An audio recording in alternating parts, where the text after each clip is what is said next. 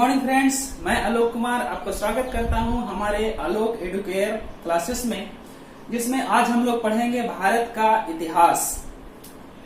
भारत के इतिहास में हम लोग पढ़ने से पहले थोड़ा सा हम जान लें कि इसमें हम पार्ट 1, पार्ट 2, पार्ट 3 के माध्यम से आगे का जो क्लासेस है रेगुलर करेंगे, जिसमें मुख्य रूप से BPSC, JPSC, SSC, Bihar SSC, railway, NTPC इत्यादि के बारे में पढ़ेंगे, जिसमें जितना परीक्षा में अक्सर पूछे जाते हैं जनरली हम उतना ही पढ़ेंगे। इतिहास की कोई सीमा तो नहीं है, लेकिन हम लोग उतना ही पढ़ेंगे जो हमारे एग्जाम के मकसद से उचित हो, उतना हम लोग पढ़ेंगे। तो आइए हम लोग शुरू करते हैं भारत का इतिहास। उत्तर में हिमालय से लेकर दक्षिण में कन्याकुमारी तक फैला यह महाद्वीपीय क्षेत्र भारत के नाम से जाना जाता है और यहाँ रहने वाले इसके निवासी को भारतीय कहा जाता है। महाकाव्य तथा पुराण में इसे भारतवर्ष कहा गया है, अर्थात भारत का देश कहा गया है। यूनानियों ने भारत को इंडिया कहा है। विदेशी आक्रमणकारी जो यूनानी हमारे देश आए, उसके साथ जो इतिहासकार आए, उन्होंने भारत को इंडिया कहा है। मध्यकालीन मुस्लिम इतिहासकारों ने हिंदुस्तान कहा। मध्यकाल में जो मुस्लिम आक्रमणकारी आए, भारत में आक्रमण किए, उन्होंने भारत को हिंदुस्तान के नाम से संबोधित किया। अब हम लोग अध्ययन की सुविधा की दृष्टि से देखते हैं, इतिहास को मुख्य रूप से 3 भाग में बांट करके पढ़ते हैं। पहला, प्राचीन भारत का इतिहास, मध्यकालीन भारत का इतिहास और आधुनिक भारत का इतिहास। प्राचीन भारत का इतिहास के बारे में हम देखें तो हमें मुख्य रूप से 4 स्रोतों से जानकारी मिलती है।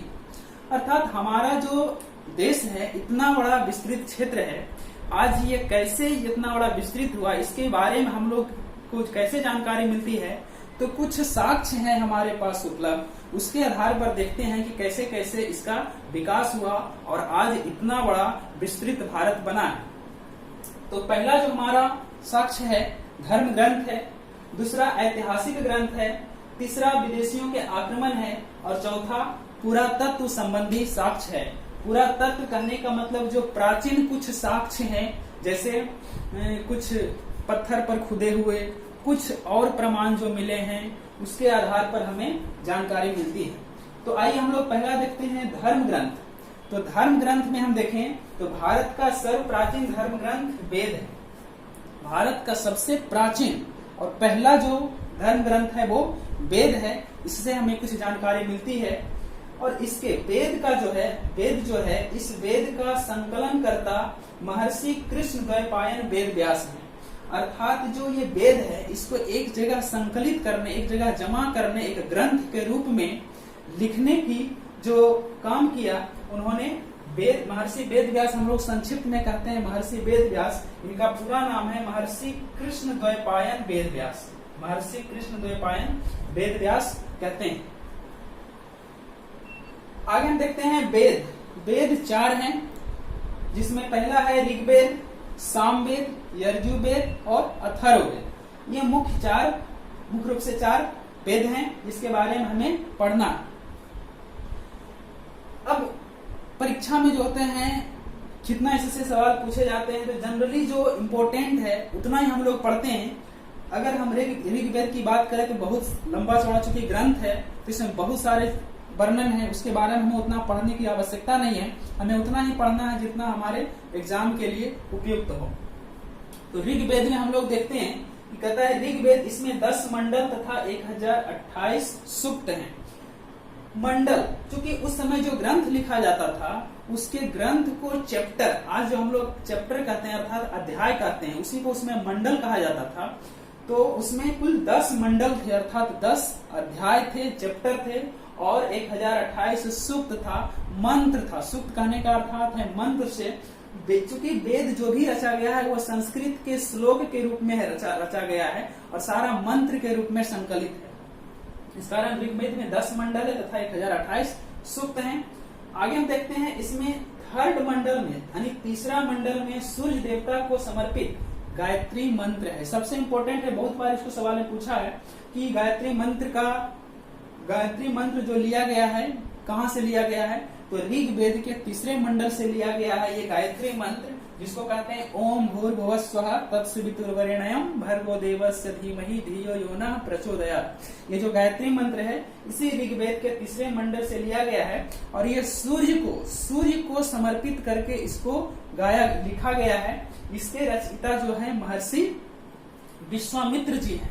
महर्षि विश्वामित्र जो है इसके रचयिता हैं। जो गायत्री मंत्र है इसके रचयिता महर्षि विश्वामित्र हैं। आगे हम देखते हैं 9वां मंडल। 9वां मंडल में सोम देवता का वर्णन है।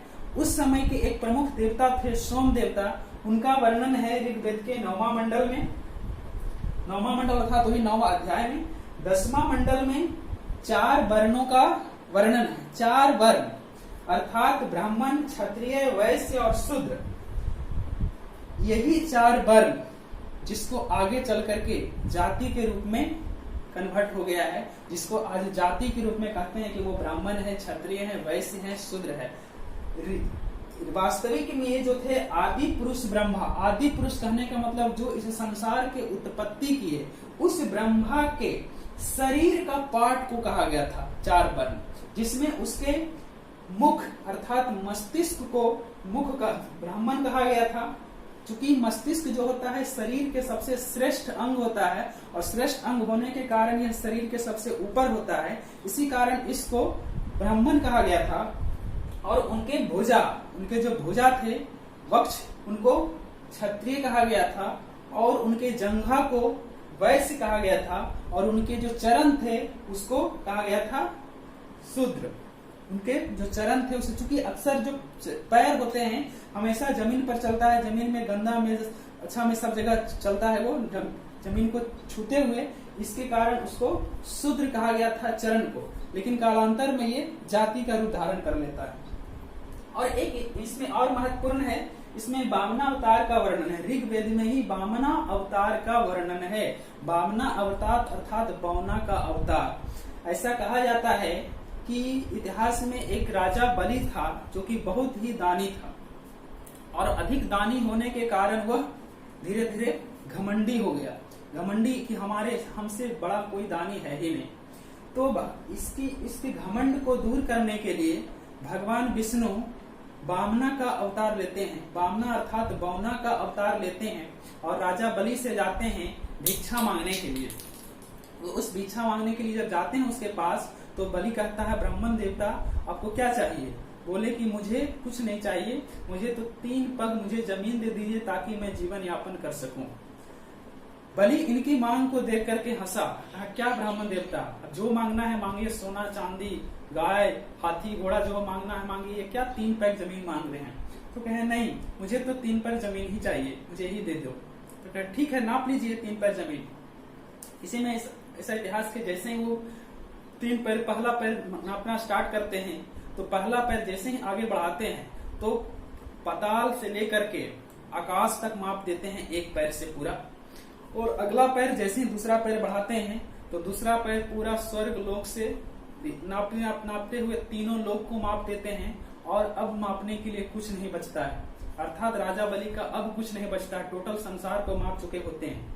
फिर भी 1 पैर अभी और बाकी था और अंतिम जो पैर था वही राजा बलि के सर पर मापते हैं। इस प्रकार से उनका घमंड को खत्म करते हैं। तो इसका वर्णन था वामनावतार का। अब आगे हम पढ़ते हैं यजुर्वेद के बारे में। तो यजुर्वेद यह गद्य एवं पद दोनों में उपलब्ध है। गद्य अर्थात कहानी के रूप में उपलब्ध है, कहानी उपन्यास की तरह ही उपलब्ध है, और पद अर्थात कविता के रूप में भी उपलब्ध है। गद्य मतलब जिसमें हम पढ़ सकते हैं, पढ़ने वाला कहानी की तरह, और पद मतलब कविता की तरह। तो ये यजुर्वेद है जो कि गद्य एवं पद दोनों में उपलब्ध है। दोस्तों इसको आप अपने नोट्स में नोट करते जाएं, कॉपी में नोट करते जाएं तो पढ़ने में सुविधा होगा, अच्छा होगा। और जो भी एक बार आप नोट कर लेंगे वो बहुत लंबे समय तक याद भी रह जाएगा, इसलिए कोशिश करेंगे इसको नोट करते जाएं कॉपी में। अब आगे हम पढ़ते हैं सामवेद के बारे में। तो सामवेद को भारतीय संगीत का जनक कहा गया है। यानी जो हमारे संगीत की उत्पत्ति हुई है हालांकि भारत में संगीत की उत्पत्ति दो में हुआ है, जिसमें कि एक उत्तर भारत का संगीत और एक दक्षिण भारत का संगीत कहा गया है, लेकिन इसका मूल जो है सामवेद ही है, जिसमें कि 7 सुर की उत्पत्ति का वर्णन है। सा रे ग म प ध नी सा, ये जो 7 सुर हैं इसकी उत्पत्ति इसी सामवेद से हुआ है, जिसके कारण इसको भारतीय संगीत का जनक भी कहा गया है। अगला हम लोग पढ़ते हैं अथर्ववेद में। अथर्ववेद जिसे तंत्र मंत्र जादू टोना का वेद कहा गया, अर्थात जो भी जादू टोना तंत्र मंत्र आशीर्वाद श्राप अंधविश्वास विवाह प्रेम इत्यादि का जो भी वर्णन है सभी अथर्ववेद में है। अब इसमें कुछ इंपॉर्टेंट बातें उसको हम देख लेते हैं। तो सबसे प्राचीन वेद जो है वो ऋग्वेद है। बहुत बार एग्जाम में पूछ चुका है कि सबसे प्राचीन वेद कौन सा है, तो ऋग्वेद। और सबसे बाद का वेद मतलब सबसे अंतिम में किस वेद की रचना हुई, तो अथर्ववेद की, सबसे अंत में रचना हुई अथर्ववेद की। अब आगे है, नोट में है कि वेदों को भली भांति समझने के लिए 6 वेदांग की रचना हुई। अब देखिए ये वेदांग क्या है, तो 6 वेदांग हुआ, कौन कौन सी रचना हुई, जिसमें एक है शिक्षा, ज्योतिष, कल्प, व्याकरण, निरुक्त और छंद। ये 6 वेदांग की रचना हुआ इस वेद को अच्छी तरह से समझने के लिए। आप ऐसा सोच सकते हैं जैसे यदि हमें हिंदी भाषा की अच्छी जानकारी करनी है, अच्छे से हमको हिंदी भाषा समझनी है, तो उसके लिए हमें हिंदी ग्रामर अर्थात हिंदी व्याकरण की जानकारी होनी चाहिए, तभी हम अच्छी तरह से उसको शुद्ध शुद्ध बोल सकते हैं या शुद्ध शुद्ध लिख सकते हैं। ठीक उसी प्रकार जैसे अगर हमें अंग्रेजी समझनी है, अच्छी तरह से अंग्रेजी बोलना है, तो हमें अंग्रेजी ग्रामर की आवश्यकता होती है। उसी प्रकार जो वेद है उस वेद को अच्छी तरह से समझने के लिए 6 वेदांग रचा गया। इसको पढ़ने के बाद, इसका अध्ययन करने के बाद वेद का अध्ययन किया जा सकता है, क्योंकि वेद जो है पूरी तरह से संस्कृत के कठिन शब्दों में लिखा गया है और उसको कोई आम आदमी नहीं पढ़ सकता है जब तक उसको मेहनत ना किया जाए। उसको पढ़ने के लिए पहले 6 वेदांग की रचना किया गया ताकि उसका आसानी से पढ़ सके। अरे ये सारा हमारे इसलिए क्यों पढ़ रहे हैं, ताकि हमारे भारत का जो इतिहास का साक्ष्य है इस समय छुपा हुआ है, इसके कारण हम लोग पढ़ रहे हैं। अब अगला है ऐतिहासिक ग्रंथ जो पुराण है। भारत का ऐतिहासिक ग्रंथ पुराण है, इससे भी भारतीय इतिहास के साक्ष्य मिलता है, इसकी जानकारी मिलता है। तो अगर हम पुराण की बात करें तो पुराण के इसके रचिता कौन है, लोमहर्ष एवं इनके पुत्र उग्रश्रवा माने जाते हैं। पुराण के रचिता लोमहर्ष एवं इनके पुत्र उग्रश्रवा हैं, जिनके द्वारा पुराण की रचना किया गया। और पुराण की संख्या 18 है, कुल 18 पुराण है, जिसमें 5 प्रमुख पुराण है, जिसमें प्राचीन भारतीय राजाओं के वंश की जानकारी मिलता है, जिसके आधार पर हमारा और पीछे के इतिहास को हम समझ पाते हैं। अब इन 5 में प्रमुख है जिसमें मत्स्य पुराण है, जिसमें आंध्र सातवाहन वंश की जानकारी मिलती है। दक्षिण भारत के आंध्र जो सातवाहन वंश हैं उसकी जानकारी हमें मत्स्य पुराण से मिलती है। वायु पुराण, इससे हमें गुप्त वंश की जानकारी मिलती है। विष्णु पुराण जिसमें मौर्य वंश की जानकारी मिलती है।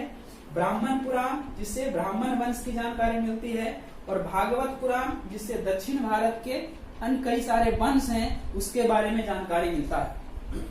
तो हम लोग आगे देखते हैं कि पुराणों में से कुछ महत्वपूर्ण बातें हैं उसके बारे में हम जानें कि सबसे प्राचीन एवं प्रामाणिक पुराण देखें तो मत्स्य पुराण है, सबसे प्रामाणिक, जिसके आधार पर भारतीय इतिहास का कुछ साक्ष्य मिलता है। उसमें से सबसे प्रामाणिक देखा जाए तो मत्स्य पुराण है।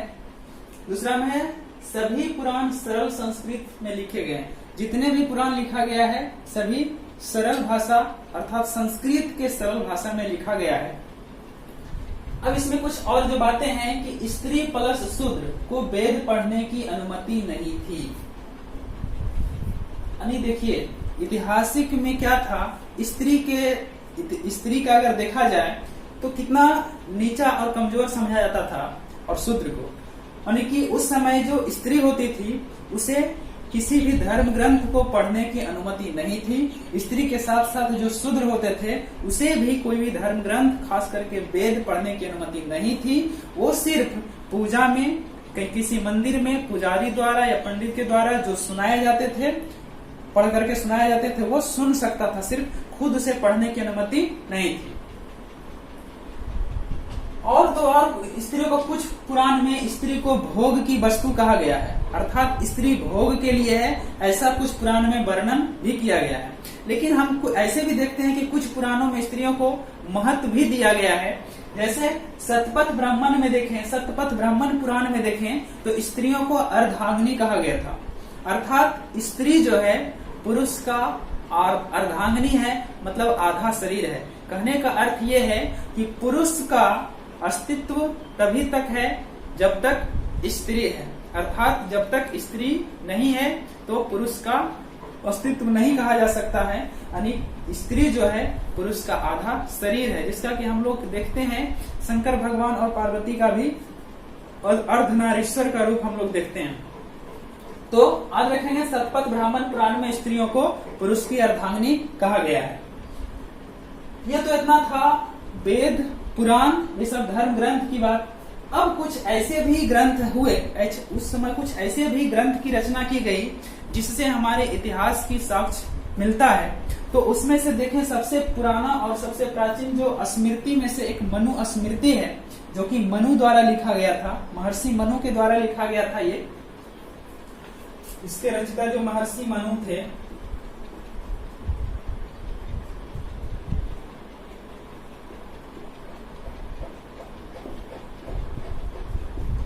महर्षि मनु द्वारा लिखा गया मनु स्मृति, जिसमें शुंग वंश की जानकारी मिलती है। फिर आते हैं एक जातक। जातक ये बौद्ध धर्म का एक पवित्र धर्म ग्रंथ है, बौद्ध धर्म का। कई बार एग्जाम में पूछ चुका है कि जातक किस धर्म से संबंधित है, तो बौद्ध धर्म से संबंधित है। तो बुद्ध के जीवन से रिलेटेड, बुद्ध के जीवन से संबंधित घटनाओं को जातक में वर्णन किया गया है। उसके बाद एक अगला जो ग्रंथ है आगम, ये जैन धर्म के इतिहास को बताता है। जैन धर्म के इतिहास की जानकारी मिलती है आगम से मिलती है। ये दोनों ही बहुत इंपॉर्टेंट है, कई बार एग्जाम में पूछ चुका है। जातक जहां बुद्ध के जीवन से जुड़े घटना को वर्णन करता है, वहीं आगम जैन धर्म की घटना को वर्णन करता है। फिर आगे देखें तो अर्थशास्त्र, ये भी काफी महत्वपूर्ण है। अर्थशास्त्र चाणक्य या विष्णुगुप्त या कौटिल्य द्वारा रचित है, जिसमें मौर्य वंश की जानकारी मिलती है। ये एक्चुअली है ये राजनीतिक जीवन से संबंधित, दिखने से अर्थ लगता है अर्थशास्त्र है, मतलब अर्थ के बारे में बताता है, धन संपदा के बारे में इसमें वर्णन होगा, लेकिन ये रियली में है ये चाणक्य द्वारा लिखा गया। मौर्य चंद्रगुप्त मौर्य के जो गुरु थे चाणक्य, उनके द्वारा लिखा गया। उनका कई नाम था, चाणक्य था, कौटिल्य था, विष्णुगुप्त था। इन नामों से उन्हें संबोधित किया जाता था, जो कि उनके गुरु थे चंद्रगुप्त मौर्य के। तो इससे मौर्य वंश की जानकारी मिलती है, जिसमें महर्षि चाणक्य ने राजनीतिक स्थिति का वर्णन किया है। तो आज देखेंगे अर्थशास्त्र में किसका वर्णन है, तो मौर्य वंश के राजनीतिक जीवन से संबंधित घटनाओं का वर्णन किया गया है। फिर अगला कुछ विदेशियों के द्वारा लिखा गया है चचनामा। चचनामा एक ग्रंथ है जो कि अली अहमद द्वारा लिखा गया है। ये अरबों की सिंध विजय, अरब अर्थात जो विदेशी अरबवासी था, वो सिंध पर जो विजय प्राप्त हासिल किया था, उसके बारे में वर्णन है चचनामा में। फिर आगे एक बहुत ही इंपॉर्टेंट ग्रंथ है अष्टाध्यायी, जिसके रचयिता पाणिनि है। इसमें भी मौर्य वंश की जानकारी मिलती है। अष्टाध्यायी ये पाणिनि के द्वारा रचित है, जिसमें मौर्य वंश की जानकारी मिलती है। फिर आगे हम देखते हैं गार्गी संहिता। गार्गी संहिता जो कात्यायन के द्वारा लिखी गई है। ये एक आगे हम लोग पढ़ेंगे मध्यकाल इतिहास में कि एक कात्यायन जो थी बहुत ही विदुषी महिला थी। महिला जो विद्वान होते हैं उसको विदुषी कहा जाता है। उसी के द्वारा लिखा गया है गार्गी संहिता, जो कि भारत पर यवन आक्रमण की घटना का वर्णन है। और एक अगला जो महत्वपूर्ण है महाभाष्य, महर्षि पतंजलि के द्वारा रचित है महाभाष्य, जिसमें शुंग वंश के इतिहास की जानकारी मिलती है। तो हम लोग देखें कि इतना जो ग्रंथ था, बहुत सारे वेद हुए, पुराण हुए और अन्य कुछ ग्रंथ हुआ, जिससे हमारे इतिहास की जानकारी मिलती है। अब हम कुछ और आगे के इतिहास को पढ़ेंगे, जिसमें कुछ और घटना है, जैसे विदेशी आक्रमण है, विदेशी यात्री आए उसका कुछ वर्णन है, कुछ आक्रमणकारी और आए उसका वर्णन है, जिसको हम अगले पार्ट में पढ़ेंगे। तो इस पार्ट में हम लोग इतना ही पढ़े हैं दोस्तों। जितना भी सब जो देख रहे हैं इसको कोशिश कीजिए कॉपी में नोट करते जाएं और एक बार वीडियो को देखें और उसको रोक करके इसको लिख लें और एक बार इसको पढ़ते जाएं। इससे होगा कि आपको सारी घटना लगभग याद रह जाएंगे।